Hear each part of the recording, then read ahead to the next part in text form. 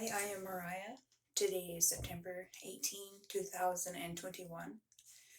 I'm going to talk to you about something that is very personal. Um, Yet it's something that a lot of others are going through. It is a touchy subject. It's about depression and suicide. And if you can't handle it, I would invite you to change the video now.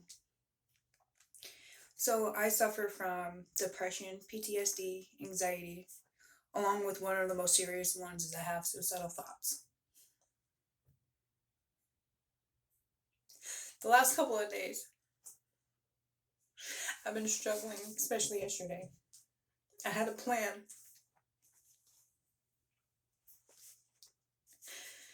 And I was talking to the one person who was with me.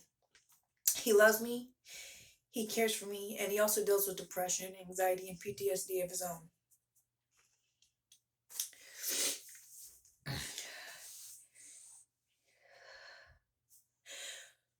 Well, in the state of mind that I was in, he told me to shut up. He didn't want to hear it wrong.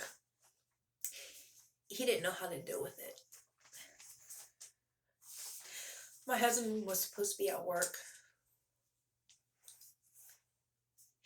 He was late.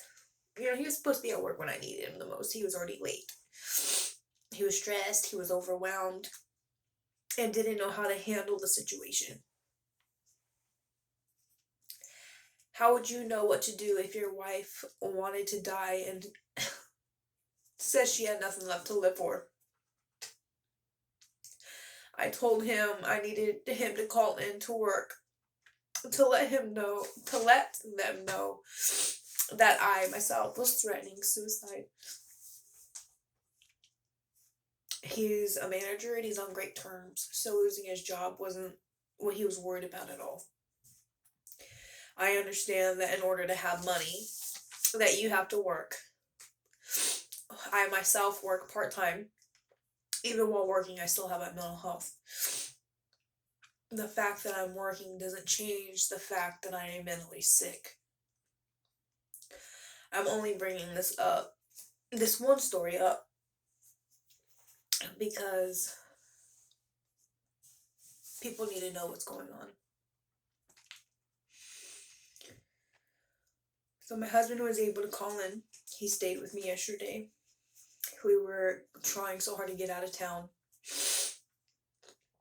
because if I stayed home, I would have hurt myself. And I have 5 children.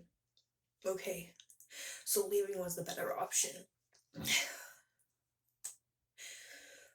We were trying so hard to get away from home, and it was one thing after another that made me feel worse.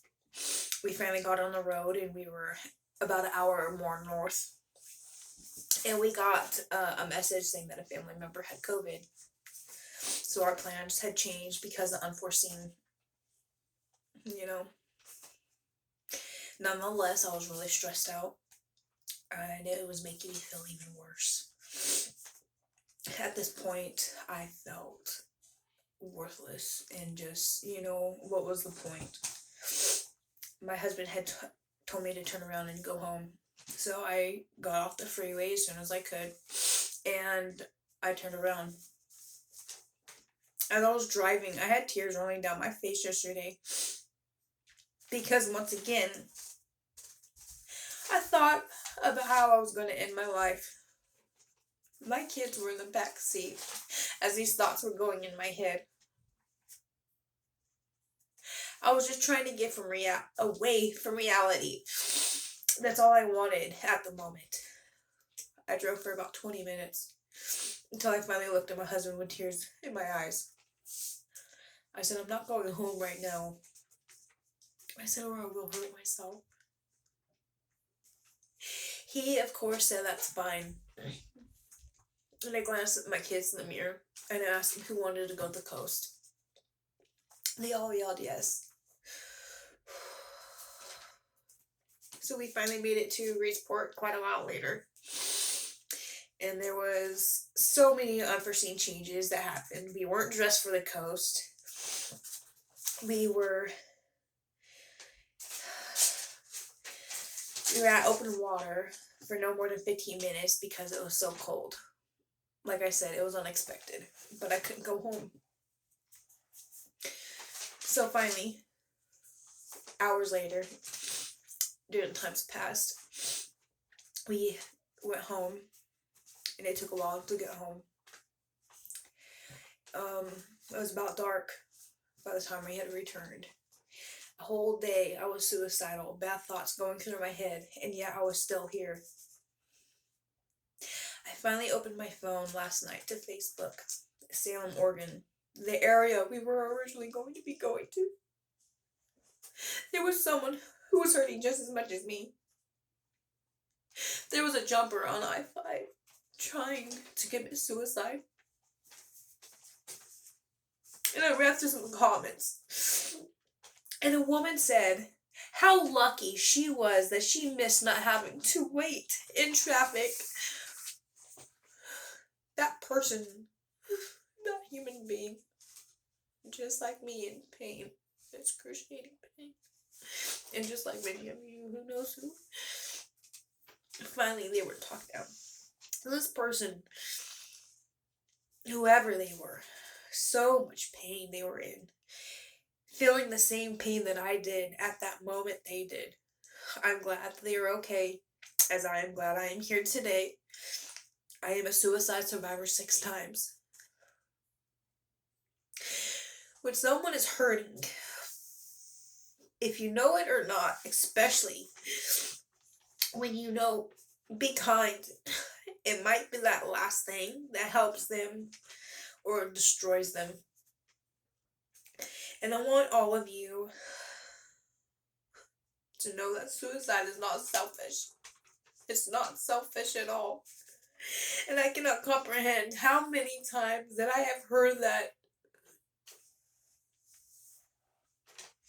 no, we are not being selfish.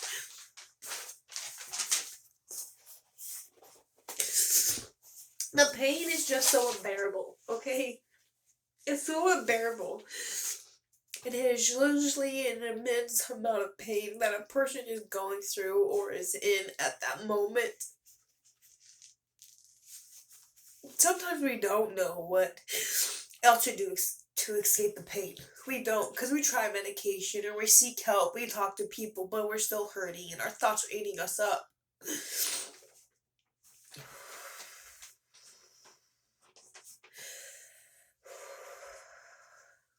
I ask you to be mindful of the people around you. And if you yourself are like myself and many others, do not be afraid to reach out to somebody. This is National Suicide Prevention Month. I will probably tell you different stories over time. If you feel like you are going to hurt yourself, I am begging you to please make a phone call. It's 800-273-8255. That is the National Suicide Prevention Hotline, okay? And if you think nobody cares about you, I don't know you, but I want you to know that I care about you, okay? I care about you. And I'm glad that you're still here.